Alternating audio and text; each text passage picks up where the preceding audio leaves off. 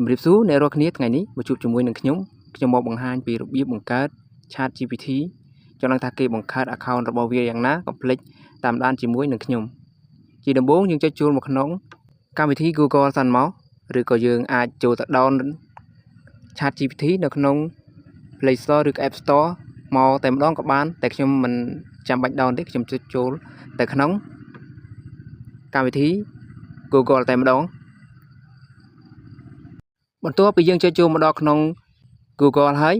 យើង search ពាក្យដែលមានឈ្មោះថា Chat GPT ដោយសារខ្ញុំបានសរសេររួចរាល់ហើយគឺវានៅខាងលើនេះតែម្ដងគេដាក់ថា Chat GPT យើងចុចលើ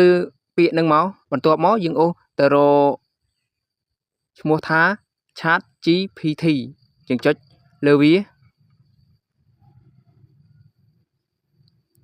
បន្ទាប់ពីយើងចុចលើវាហើយគឺវាចូលមកដល់គឺទម្រង់បែបនេះដូច្នេះយើងអាចសរសេរអ្វីៗទៅ Chat GPT បានបើយើងចង់មាន account ផ្ទាល់ខ្លួនយើងចុចកន្លែង login មក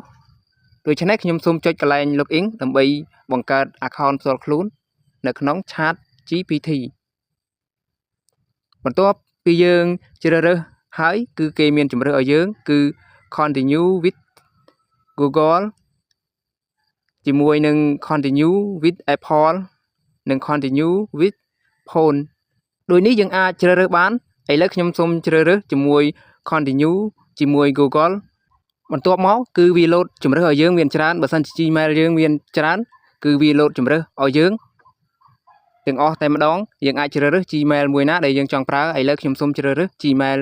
កណ្ដាលនេះចុះដែលខ្ញុំនឹងប្រើវាបន្ទាប់មកគឺវា load មកទម្រង់បែបនេះគឺយើងចុចកន្លែង continue បន្ទាប់មកគេសរសេរឈ្មោះថាកងចក្រ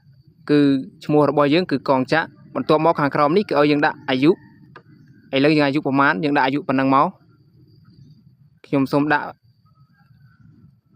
20ឆ្នាំជាងចុះ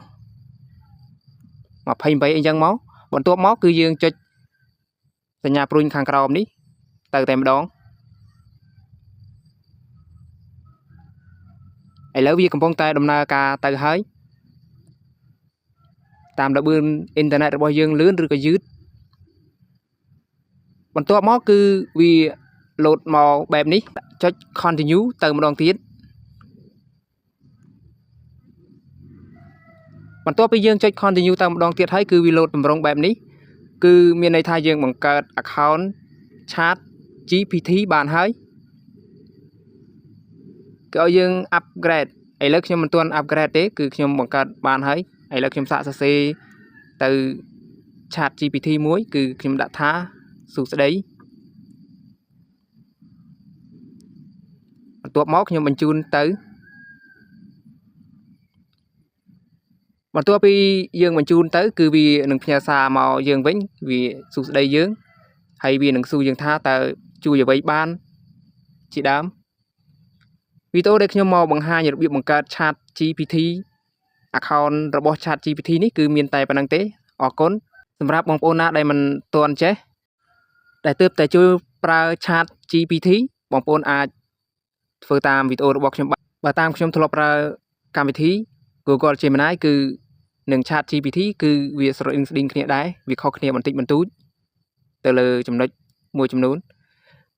អរគុណនិងសូមជម្រាបលាកុំភ្លេចជួយចុច like និង subscribe ដើម្បីទទួលបានវីដេអូថ្មីៗជាបន្តបន្ទាប់ទៀតសម្រាប់ខ្ញុំខុសឆ្គងដែលនិយាយ